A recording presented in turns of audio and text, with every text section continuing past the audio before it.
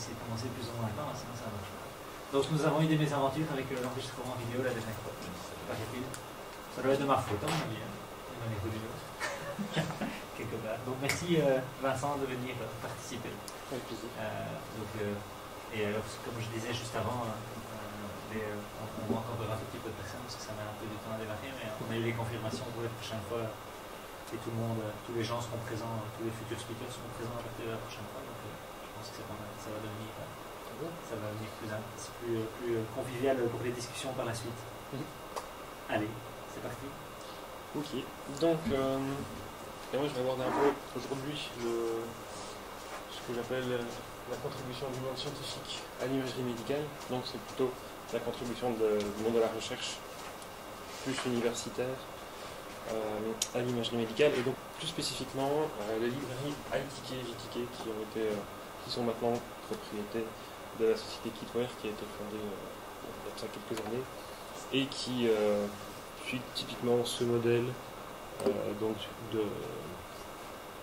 de communauté créée autour de la recherche. Donc c'est un peu une évolution pour le moment dans le monde de la recherche. Au départ c'était chacun dans son coin et surtout on reste dans on protège ce qu'on est en train de faire. Maintenant on commence à parler de plus en plus de communauté, et donc le principe c'est le monde de la recherche crée autour de sujets ou de domaines spécifiques des communautés qui elles vont créer des outils communs. Donc, par exemple en informatique, ça va principalement être des toolkits, des librairies qui vont permettre de faciliter la recherche en proposant des méthodes qui ont été testées par toute une série de chercheurs, testées, validées. Donc c'est le travail de la communauté est toujours amélioré au fur et à mesure dans le temps. Donc c'est un peu je dirais au niveau de l'imagerie médicale, c'est Kitware est un des résultats de ce processus de développement en communauté. Donc ils ont commencé par développer une petite librairie en dehors. Au début c'était chez General Electric. Puis ces 2-3 développeurs là qui sont partis de General Electric et qui ont développé une librairie qui s'appelle VTK, et donc Visualization Toolkit. Donc c'est une librairie pour faire de la visualisation scientifique. Donc le but n'est pas d'avoir le moteur de rendu qui est le plus rapide. Donc c'est pas pour faire des jeux, mais c'est pour avoir un rendu qui soit ou de la visualisation vraiment scientifique, donc de qualité. Donc ils ont développé le toolkit VTK qui a été financé par différents projets de recherche de manière publique. Et de là, vu que ça fonctionnait assez bien, ils ont créé la société Kitware qui développe maintenant beaucoup d'autres toolkits du même genre. Donc on peut voir 8 toolkits actuellement. Il y a toujours VTK pour la visualisation, iTK qui s'occupe à l'origine de la segmentation et du recalage d'images, donc toujours en imagerie médicale. Maintenant il y a d'autres algorithmes qui viennent dedans qui permettent de faire d'autres processus, donc c'est surtout du traitement d'images.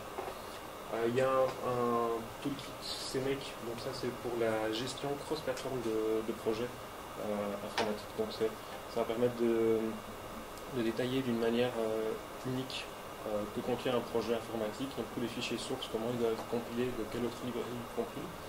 Et l'outil CMake associé à cette plateforme va générer automatiquement des projets pour des compilateurs spécifiques ou des IDE spécifiques. Il y a Paraview qui est un toolkit qui est basé sur VTK mais qui est beaucoup plus orienté pour la visualisation parallèle. Donc c'est pour des types de données qui sont beaucoup plus gros, donc toutes les données de simulation des océans ou des déplacements de nuages et tout ça. Et là donc le principe c'est de rendre tous les algorithmes de visualisation parallélisables, donc sur des clusters pour pouvoir faire un rendu temps réel de données qui sont immenses, des gigabits de données, quelque chose dans ce principe.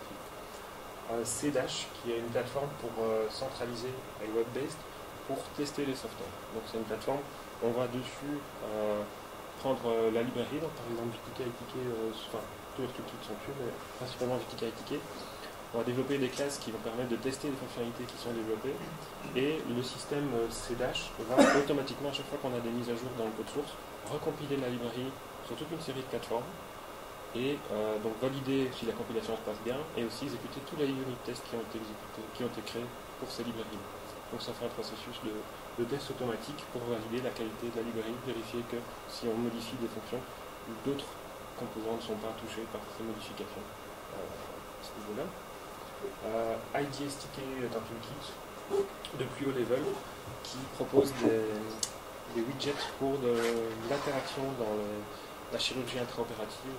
Donc c'est pouvoir piloter des devices haptiques ou des commandes vocales et donc pouvoir développer des nouveaux devices interactifs pour la chirurgie intraopérative. Il y a les KE widgets, ça c'est un peu moins scientifique, mais c'est une plateforme pour faire des widgets graphiques, donc des boutons, des menus déroulants, et ainsi de suite, et qui soient cross-plateforme. Donc c'est basé sur TCL Ticket qui était un petit peu vieillissant, et eux ils ont redéveloppé des nouveaux widgets beaucoup plus puissants qui sont toujours programmables en TCL Ticket. Et alors Batchmake, ça c'est un petit nouveau qui permet de créer des scripts pour faire du processing en utilisant les autres librairies, mais de manière batch, donc sur une base de données des datasets, et dire bon, là je vais utiliser tel algorithme avec tel paramètre sur toutes les données dessus, et puis gère l'exécution du process, la récupération des résultats, et sans doute peut-être la comparaison. Alors ici, bon, dans le domaine médical, donc principalement dans ces toolkits-là, il y a VTK et ITK qui sont vraiment les deux toolkits importants. Donc ce sont les deux que je vais détailler un petit peu plus dans cette présentation. Alors VTK, donc la première chose à savoir c'est open source. Donc c'est sur une licence BSD, ce qui veut dire qu'on peut en faire ce qu'on veut. Si on veut faire un logiciel commercial avec, on peut le mettre directement dans le code, on n'est pas obligé de le distribuer séparément. On peut modifier le code source, on n'est pas obligé de distribuer le code qu'on modifie. Donc c'est vraiment une liberté totale. Il y a la seule obligation, c'est de remettre la licence avec l'application, la joindre au package. On n'est pas obligé de l'afficher.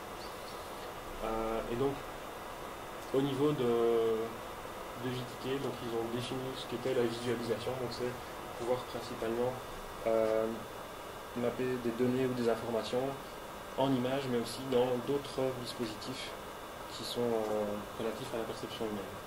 Donc, on peut aussi, le toolkit est aussi orienté pour pouvoir, à l'origine, faire produire des sons ou utiliser d'autres dispositifs, donc par exemple des dispositifs haptiques. Actuellement, bon, c'est vrai, tout le gros est fait au niveau visualisation. Visualisation 2D, volumétrique, et 3D maillage. Alors ce qu'il faut savoir, c'est que VTK, c'est une librairie, donc ce n'est pas un système complet. VTK seul, bon, ne fonctionne pas tout seul, ce n'est pas un logiciel.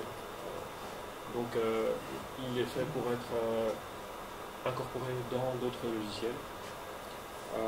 Il est aussi séparable, donc on peut seulement prendre une partie de VTK, seulement la partie traitement d'image, ou seulement la partie de visualisation volumétrique.